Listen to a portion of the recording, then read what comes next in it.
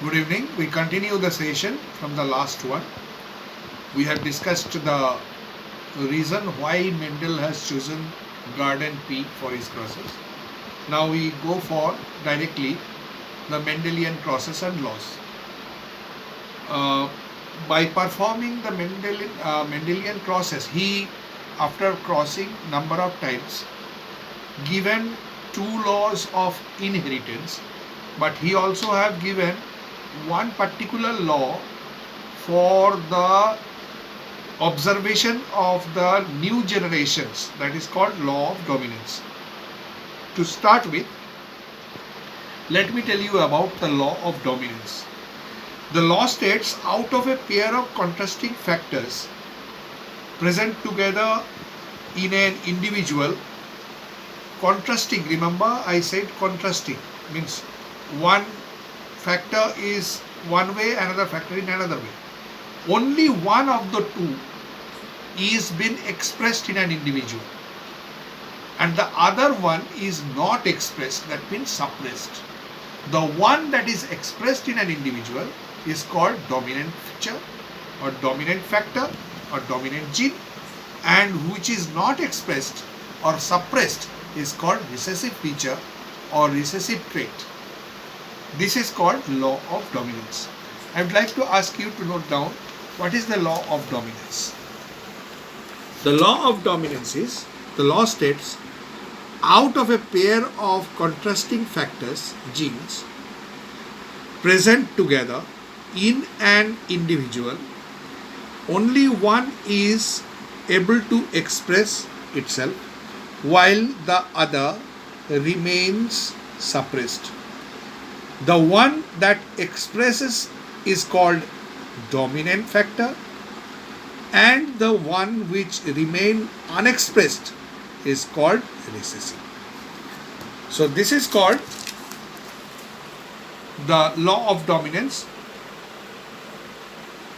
and this law of dominance he actually observed during his process, and during the formation of new generations this observation he noted down. So this becomes the law of dominance and law number one. But before going into Mendelian process, number of process he performed, we would have to point out certain ways of denoting this. How we indicate the crosses. There are mathematical deduction when we perform the crosses. There are certain rules he followed, and these rules has got a definite system. The system is, first of all, how the character is denoted. The character is denoted by means of an English alphabet letter. Now how this English alphabet letter is selected? Selected on the basis of dominant feature, dominant gene. Now we know it.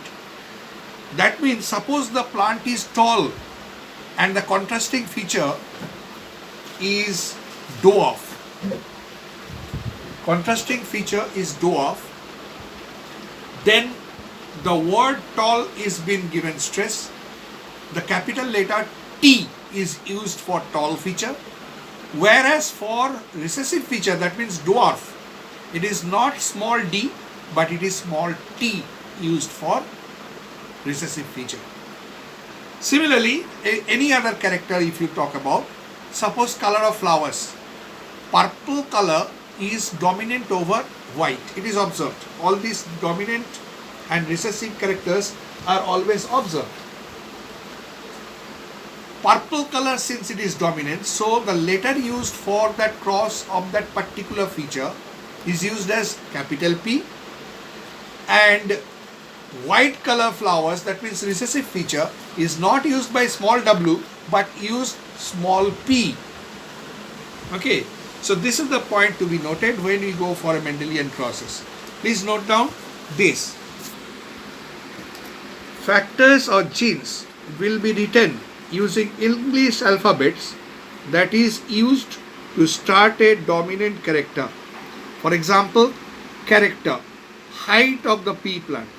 Dominant gene, tall. So use the letter capital T. Recessive gene, dwarf. But we use the letter small t. Therefore, gene pairs indicating height of a plant may be either capital T, tall, capital T, small t, or small t, small t. This is dwarf. This is tall. This is tall. Now, before we go to actual Mendelian crosses, there are few more terminology you have to study. As I told you before, homozygous and heterozygous condition. What is homozygous?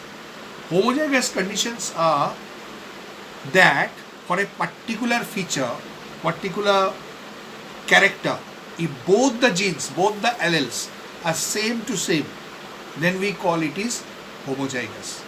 Whereas, if for a particular character, the two alleles that control that character are different, one is dominant, one is recessive, then it is called heterozygous feature. And obviously, when it comes to the question of dominant means, the law of dominance already I told you. Dominant means that feature which is always expressed if it is present in the form of a gene in that individual. And if that dominant feature is present, then it will always show its expression in an individual. And recessive features, recessive allele is what? Which never express when the dominant feature is present, but express when both the alleles are having recessive condition. So I ask you to note down few definitions. Number one, homozygous condition or pure breed. An individual in which both the factors or genes controlling one character are similar. That means TT, TT, RR or RR. These are the homozygous condition or pure breed condition. Heterozygous condition or hybrid. An individual in which both the factors or genes controlling one character are dissimilar. Example, capital T, small t, capital R, small r, etc. This is hybrid condition or heterozygous condition. Dominant allele, the next definition, in heterozygous condition, the allele which express itself morphologically is called dominant allele. That means if capital T, capital R, capital C and so on are the dominant features, we indicate that capital letters using them for dominant allele.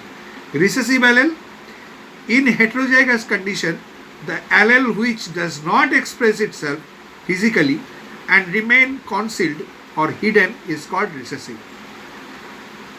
Recessive allele, like small t, small r and all those.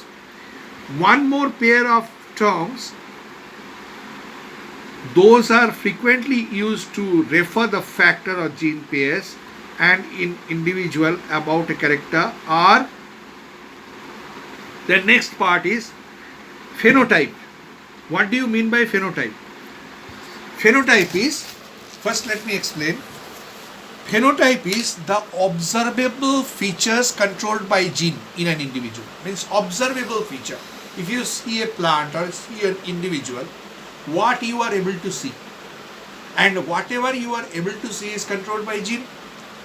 These observable features of an individual is called phenotype, and that can also be expressed by means of the genes. And the second one is genotype. Genotype means actual genes that is present in an individual. It may be mentioned single pair, or it may be mentioned all the genes, and that is called genotype, means actual genes.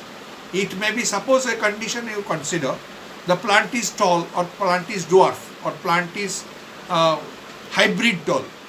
In case of tall feature, it is phenotype, but whether it is hybrid or pure, we do not understand until and unless we study the genes present.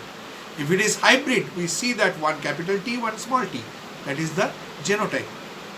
And if we see that it's a purebred, capital T, that is its genotype.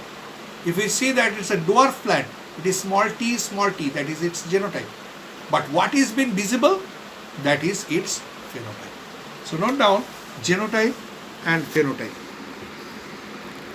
Phenotype, the observable physical expressions of the genes in an individual are called phenotype. Example, tallness or dwarfness, curly hair, straight hair, etc. Genotype is set of genes present in the chromosomes of an individual is called genotype. Note, a genotype may be expressed about a single, double or multiple condition or as available or as a whole. So these are the terminologies used for Mendelian process. One last thing that is to be mentioned is filial generation. We very commonly say that first filial generation, second filial generations. What do you mean by filial generation? Filial generation is nothing but a progeny that is produced by an experimental cross between two parents which is distinctly different but having a closely related ones. Please note down the filial generation here. The letters are little small. Filial generation, a generation or progeny produced by a cross between parents of two distinctly different but usually relatively close genotypes is called filial generation. Very frequently we will have this terminology, first filial generation, second filial generation, etc. in Mendelian process. This session I am ending over here. Next session we will discuss about the Mendelian process. Thank you very much.